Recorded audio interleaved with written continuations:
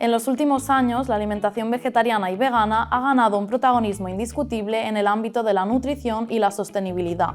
Más allá de ser un estilo de vida, estas formas de alimentación ofrecen beneficios significativos para la salud, como la prevención de enfermedades crónicas y para el medio ambiente, al reducir la huella ecológica. Sin embargo, también generan muchas preguntas. ¿Cómo aseguramos un aporte adecuado de nutrientes? ¿Qué papel juegan las proteínas vegetales? ¿Y cómo impactan estas dietas en las diferentes etapas vitales? Para responder a estas cuestiones y profundizar en el tema, contamos con la presencia de Edina Agnal, experta en dietética y nutrición. Ella nos ayudará a descubrir los principios clave de este tipo de alimentación. Compartirá con nosotros consejos prácticos y nos ayudará a entender cómo estas opciones alimenticias pueden ser accesibles, saludables y sostenibles.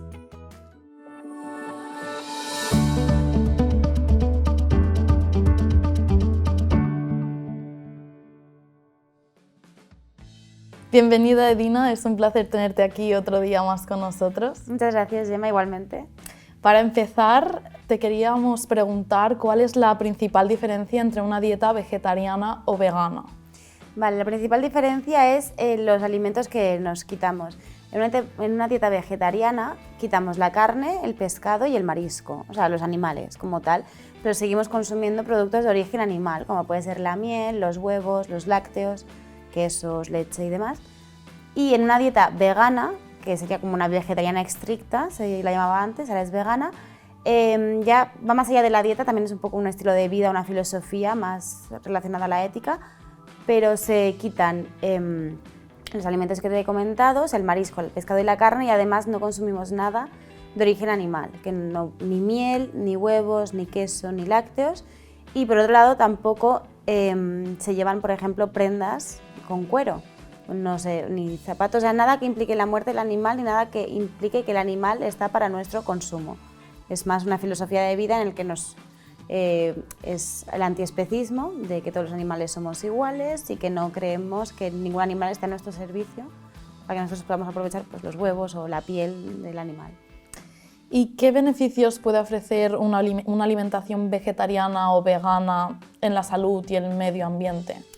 En la salud puede ofrecer diversos beneficios. En primer lugar, está mucho más llena de antioxidantes, de minerales. Al final, una dieta omnívora también, si se consume todos los grupos de alimentos en cantidades moderadas, también estaremos consumiendo todos los micronutrientes y macronutrientes.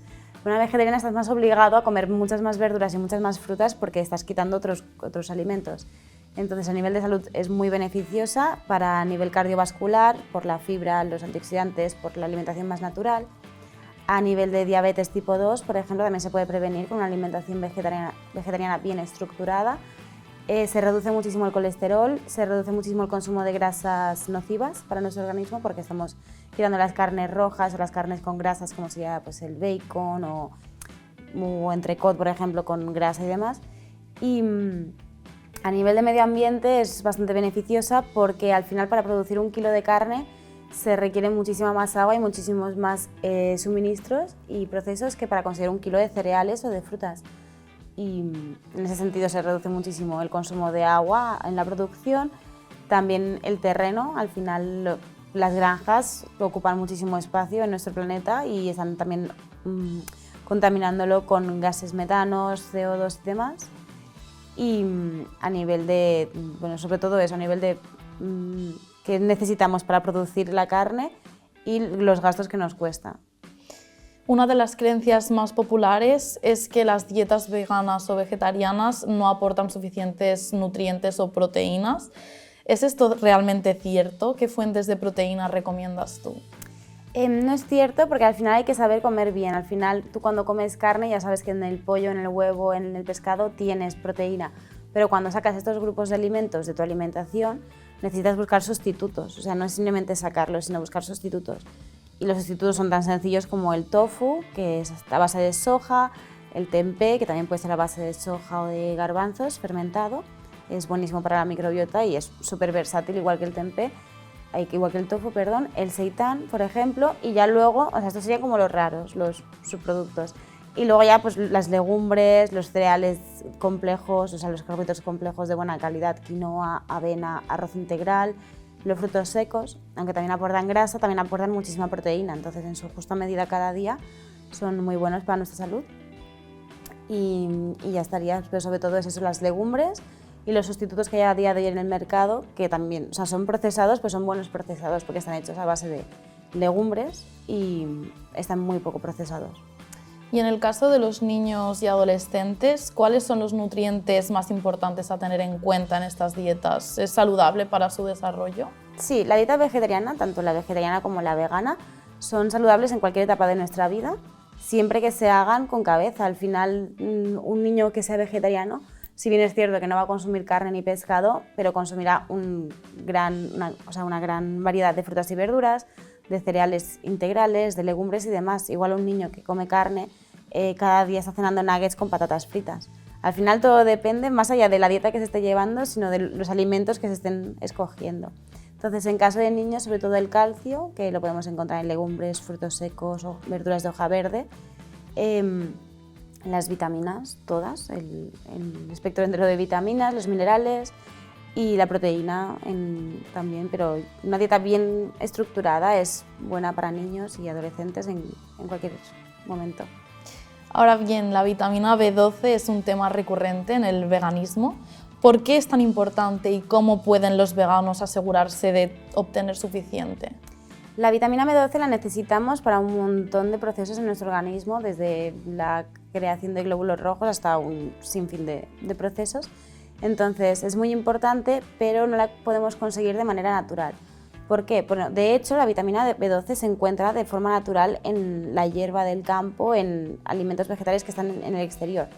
Y antes, en otra época, sí que es verdad que consumíamos pues, agua que no estaba procesada, verduras tal cual de la tierra, y a todas estas, pues, por motivos de higiene y de seguridad alimentaria, ya no las consumimos de esta manera, entonces los estamos perdiendo.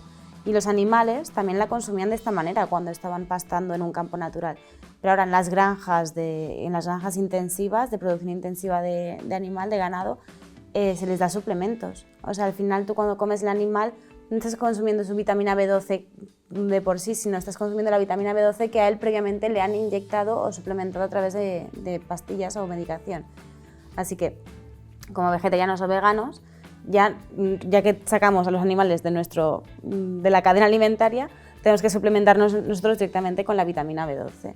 Pero no hay ningún problema, hay un montón de suplementos en el mercado de muy buena calidad y no supone un hándicap es tomarse una pastilla o dos a la semana según recomendaciones y según los miligramos por pastilla. ¿Y cuáles son los principales errores que cometen las personas al empezar una dieta vegetariana o vegana? Pues como te comentaba antes, quitar un grupo de alimentos y no sustituirlo. Al final, si vemos una dieta normal en su día a día, tenemos el plato de Harvard, como comentamos en la anterior entrevista, tenemos los carbohidratos, tenemos las proteínas, tenemos las grasas. Si la mayor parte de proteínas de tu día a día las consumes a través de animales, huevos, lácteos, carne y demás, si tú las quitas, te quedas con los carbohidratos y te quedas con las grasas. Entonces hay que buscar un sustituto para las proteínas, que es lo que te comentaba, pues a incluir más legumbres en nuestra dieta, incluir más frutos secos e incluir sobre todo buenos procesados vegetarianos, que son tofu, tempeh, seitán y los que salgan en el mercado, que a día de hoy hay muchísimas opciones muy saludables en el mercado. Y en términos económicos, ¿crees que llevar este tipo de dieta es más accesible que otro tipo de dietas? Pues depende de las elecciones de cada individuo. Al final, te lo vuelvo a comparar con la carne, no es lo mismo que tú cada día te comas el pescado más barato del supermercado a que cada día estés haciendo una mariscada o te comas un entrecoto, un solomillo de vaca madurada, etc. Pues en el vegetarianismo pasa lo mismo. Tenemos opciones baratas, como son las legumbres, es que una conserva de legumbres te cuesta 80 céntimos o €1 a día de hoy. O si las compras secas, que van a kilo o a granel, si lo prefieres, son muchísimo más baratas. Luego el tofu también es muy barato, depende de dónde lo compres. Puedes encontrar por 200 gramos de tofu por €1. En 200 gramos de tofu ya tienes 40-50 gramos de proteína, que equivale prácticamente a lo que tienes en 200 gramos de pechuga de pollo. O sea, todo depende de eso. Si tú vas escogiendo siempre marcas de productos que hacen opciones veganas, que son alternativas muy semejantes a la carne, bacon vegano, hamburguesas veganas y demás, sí que se te dispara un poco el precio porque al final son marcas que hacen productos que no son de primera necesidad, pero si te vas a los de primera necesidad los tenemos todos muy accesibles y son todos bastante económicos. Y desde tu experiencia, ¿qué alimentos son indispensables en la despensa de alguien que sigue este tipo de alimentación? Pues las legumbres, estoy hoy haciendo activismo de las legumbres. Las legumbres, sobre todo, tener varios tipos de legumbres, al final hay muchísimas, ya nos hemos limitado toda la vida a lentejas, garbanzos y alubias, pero hay lentejas rojas, hay alubias pintas, alubias negras, hay frijoles, hay muchísimas opciones, hay los guisantes partidos, también hay soja como legumbre, que la puedes hacer en un guiso y queda espectacular, está súper buena y es muy fácil de hacer, hay muchísimas opciones. Y luego, en cuanto a pues esto en la despensa, también la soja texturizada, que es buenísima, o sea, es súper versátil, la puedes hacer de cualquier manera, en salsas, en ensaladas, en cualquier receta. Aporta muchísima proteína y es muy saludable. Esto en la despensa. Y luego en la nevera, pues lo que te comentaba, tener tofu, tener tempeh, tener seitán, que si los encuentras de buena calidad, puedes encontrarlos baratos y comprarlos cerca de tu casa. Y en dietas vegetarianas pues añadiríamos los huevos siempre con el número 0 delante, como muchísimo 1, porque son 0, nos aseguramos de que son ecológicos, que las gallinas han consumido alimentos de calidad toda su vida y que han tenido acceso al aire libre. Y en el número 1 pues nos aseguramos de que las gallinas han tenido acceso al aire libre, pero no sabemos si se han alimentado de una manera ecológica, sin tantos pesticidas y demás. Entonces 0 siempre que sea posible y si no 1. Y luego lácteos frescos, en caso de vegetarianos. Lácteos frescos o lácteos de buena calidad y si pueden ser de proximidad. Ahora podrías ponernos un ejemplo de dieta de un vegetariano vegano. Sí, del día entero, el menú entero. Sí. Mira, pues de desayuno, por ejemplo, te pongo un ejemplo dulce y un ejemplo salado. De un vegano podría hacerse un porridge de avena con cualquier bebida vegetal. La bebida de soja es muy buena opción porque además aporta proteína. Le puede echar mantequilla de cacahuete, que queda súper bien, tanto estéticamente como de sabor. Chocolate negro, al 100% si puede ser, si no al 85% ya tenemos un buen porcentaje de cacao, que seguimos obteniendo sus antioxidantes.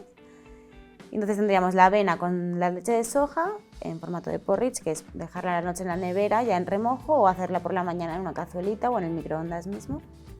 La mantequilla de cacahuete tenemos las grasas, de la avena tenemos los carbohidratos, de la mantequilla de cacahuete tenemos las grasas, del chocolate también tenemos antioxidantes y luego frutos rojos, un plátano con más energía, lo que quieran. Tendríamos un alimento bastante completo. Y se puede también acompañar con un yogur de soja, por ejemplo, fortificado, que aporte un poco más de proteína. Y en el caso de vegetarianos, por ejemplo, pues unas tostadas con tomate, queso fresco, unas tostadas con aguacate y huevo, tenemos carbohidrato, grasa y proteína. Y dulce pues podría ser perfectamente el porridge que os he mencionado y si en lugar de leche de soja pues le podemos poner leche de vaca si fuera necesario, pero... Y en cuanto a la sostenibilidad, ¿qué opinas de los alimentos de origen vegetal que requieren grandes recursos para su producción, como es el caso del aguacate o la quinoa? Por suerte, estos dos que mencionas, a día de hoy ya los producimos en España, en el sur, si no me equivoco, pues sí que es cierto que, por ejemplo, el aguacate necesita muchísima agua.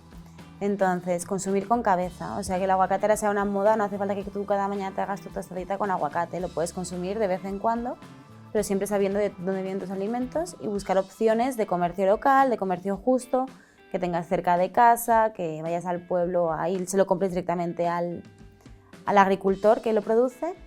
Y bueno, y sobre todo eso, tener en cuenta pues, de dónde viene el alimento y qué tipos de alimentos requieren más agua y más de esto de producción, o sea, suministros para producirlo. Y luego también tener en cuenta que da igual, o sea, sí que es verdad que el aguacate ha estado muy en polémica, pero tú, por ejemplo, puedes comprarte un kiwi de Nueva Zelanda en el supermercado. Entonces, ahí estamos en el mismo hándicap. Hay kiwis en España que no provocan que no provocan más coste ni ninguna contaminación, pues si tú te compras kiwis fuera de temporada en España, importados de otros países o frutos secos de Sudamérica o de Marruecos, norte de África, bueno, está más cerquita, lo podemos aceptar. Pero sobre todo consumir productos de temporada para asegurarnos de que están hechos cerca de casa, dentro de lo que cabe, y ver también de dónde vienen nuestros alimentos, que lo ponen en la etiqueta la mayoría de veces, a no ser que haya algún tipo de fraude, que eso ya también se supone que se está vigilando. Algunas personas mencionan ciertos problemas digestivos al aumentar su consumo de legumbres, y antes nos estabas hablando un poco de implementar ese consumo. ¿Cómo se pueden prevenir estos problemas?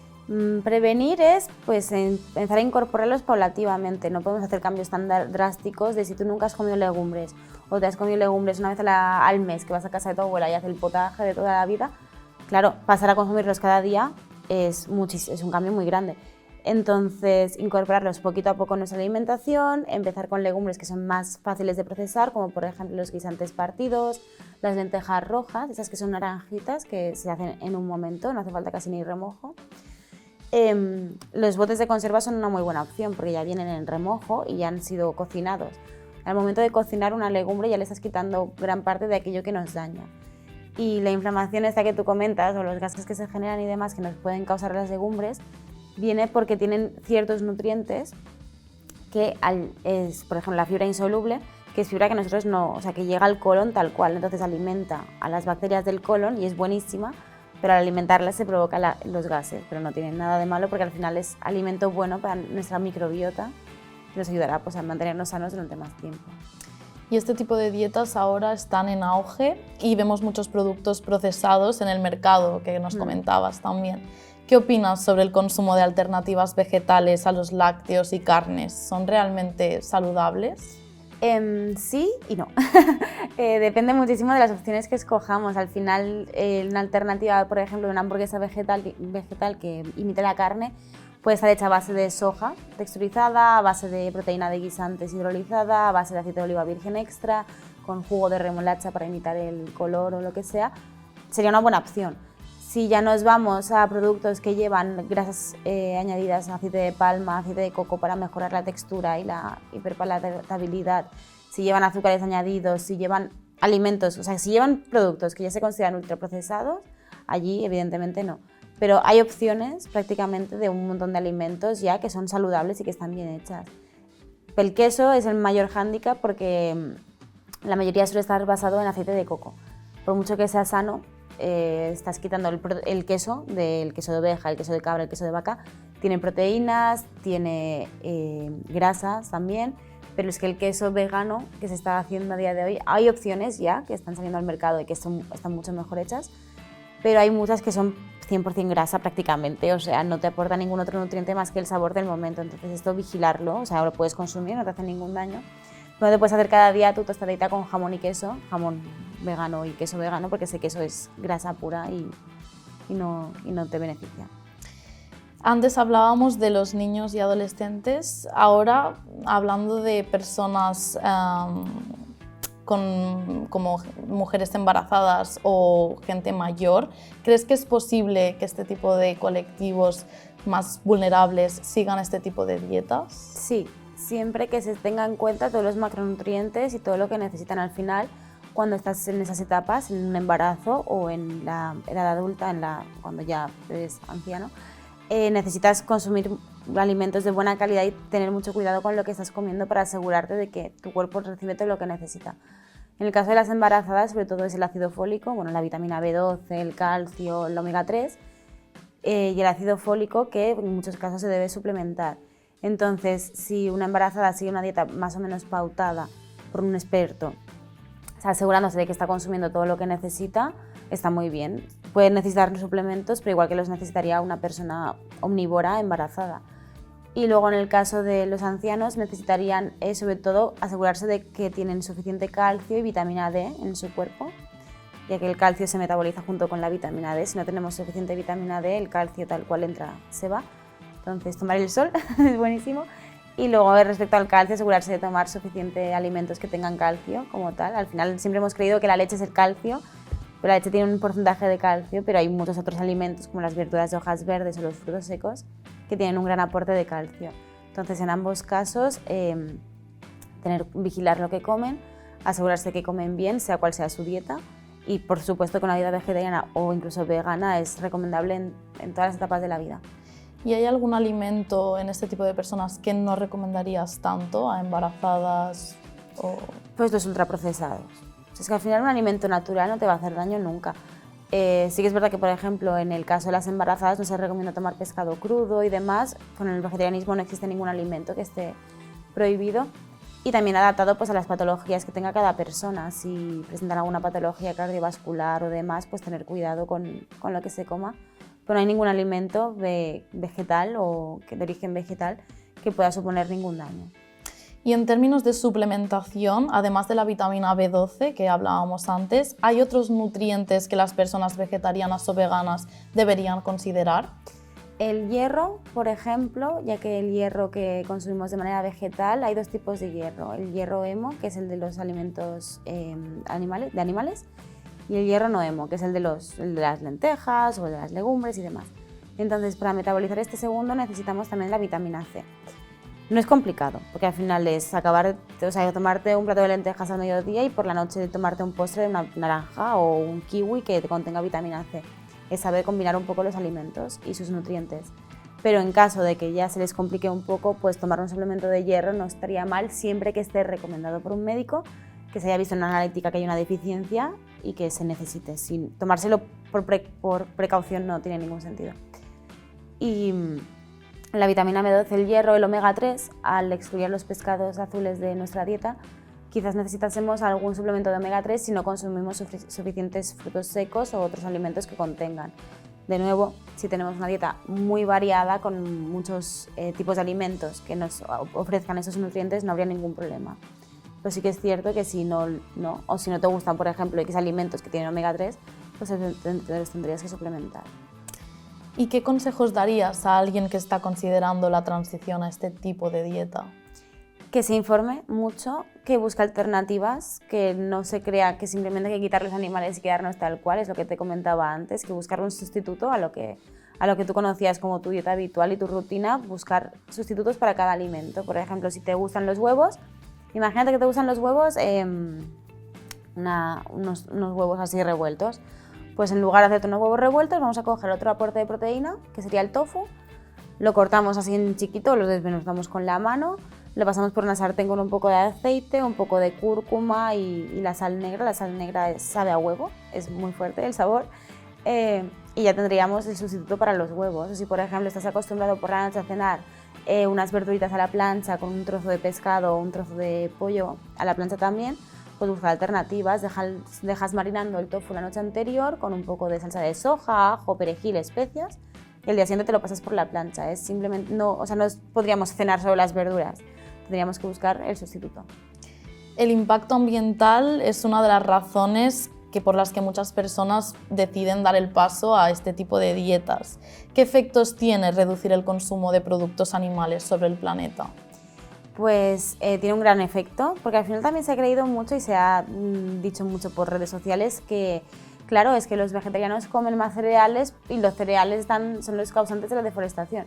Pues que el 50% de los cereales, si no me equivoco, están destinados a alimentar el ganado. Entonces, si nosotros nos quitamos al ganado del medio, tenemos cereales para abastecer a la población humana de sobras.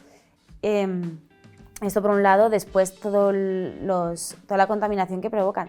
Una vaca, si no me equivoco, creo que emitía unos 4.500 kilos, creo, al año de gas metano, de CO2. Un coche son 5.500. Yo creo que hay muchísimas más vacas que coches a día de hoy circulando. Entonces allí tenemos una contaminación muy severa y si se pudiese quitar la vaca de nuevo y dejar los cereales directamente, las frutas directamente, ahorraríamos mucho. Y luego el consumo de agua, lo que te comentaba, que para hacer 1 kilo de carne se necesita muchísima más agua que para hacer cereales o para hacer fruta y verdura. Entonces, contamina muchísimo, mires por donde lo mires. Y sabiendo todos estos datos, ¿por qué crees que la población aún no está tan concienciada? Pues por costumbre, porque nos cuesta muchísimo hacer cambios en nuestra dieta, sobre todo algo que haces 5 veces al día, 4 veces al día. Tener que pensar y llevas toda tu vida comiendo de X manera, es muy difícil hacer el cambio cuando no te has planteado que existen otras maneras. Hay mucha gente que no entiende el vegetarianismo y que cree que están pirados, o sea, que no tiene ningún sentido, que cómo no vas a comer carne, cómo no vas a comer pescado. Al final simplemente ya has visto que hay muchísimas opciones, o sea, parece que ¿qué comes si eres vegetariano? Lechuga. No, es que hay todas las verduras, todas las frutas, todas las legumbres, todos los frutos secos, hay muchísimas opciones. Y yo creo que el mayor hándicap es que la gente no está acostumbrada y que no se plantea este cambio y que no es consciente de todos los beneficios, porque se ha demonizado tanto de que, ay, es que la B12, ay, las proteínas, ¿y dónde sacas las proteínas? pues las sacamos de un montón de sitios, por eso no hay problema. Entonces yo creo que el principal problema ha sido, pues, por un lado, la mala fama que tiene la dieta vegetariana y la costumbre y el egoísmo de es que me apetece tomarme un buen chuletón, lo quiero disfrutar, pues bueno, está muy bien, pero es que igual no hace falta que muera ningún animal para que tú disfrutes comiendo. Totalmente. Y nos hablabas antes del veganismo, las diferencias entre el veganismo y el vegetarianismo. ¿Qué opinas del veganismo, que es un enfoque más restrictivo en comparación con la dieta vegetariana? Que está muy bien y que ojalá sea el futuro, sinceramente, porque creo que es la manera más sostenible de relacionarnos con el medio ambiente y de alimentarnos. Creo que también es una forma de enfocar la relación que tenemos con los animales, de dejarlos de ver como mascotas. Al final, cuando tienes un animal en casa te das cuenta de que no es una mascota, es una parte de tu familia. Que igual que tu perro, tu gato tiene derecho a vivir y derecho a comer y a estar tranquilo, pues los otros animales también disfrutan, también sienten y padecen. Y sobre todo eso, tener más empatía. A la vez, cuando tú tienes más empatía con los animales, también tienes más empatía con otros humanos. O sea, que nos hace mejor personas en ciertas formas. No quiere decir que un vegano sea mejor persona que una persona que come carne, porque fallará por otro lado. Pero al final te hace replantearte un poco la relación que tienes con los demás, con tu entorno, respetas más el medio ambiente. Y creo que, teniendo la crisis climática que tenemos, necesitamos respetar el medio ambiente, necesitamos tomar conciencia de cómo afectan nuestras acciones al medio ambiente. Y en general yo creo que es el futuro y que poco a poco, y cada vez hay más vegetarianos, y creo que es una moda que no va a caer, que cada vez va a haber más gente que tome esta decisión tanto por su bienestar mental, físico, como por el medio ambiente. ¿Y cómo puede alguien garantizar que está obteniendo suficientes calorías y nutrientes esenciales si es deportista y sigue una dieta vegetariana o vegana?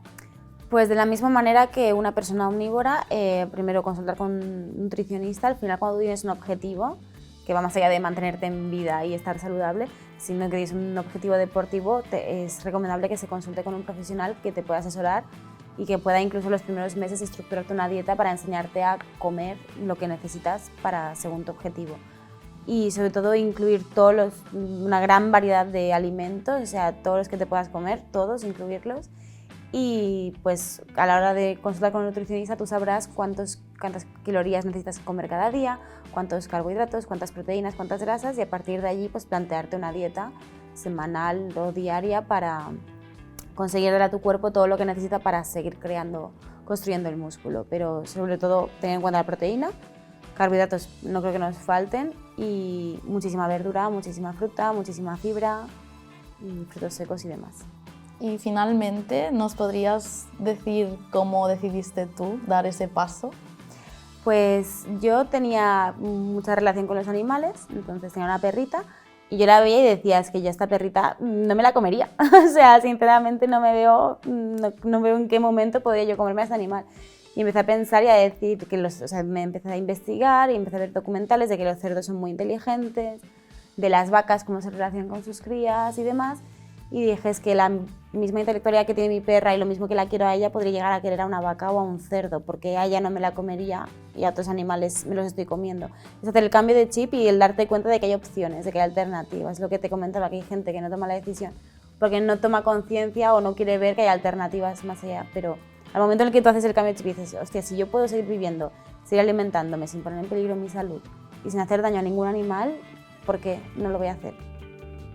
Muchas gracias por darnos tu punto de vista un día más. Muchas gracias a vosotros por invitarme.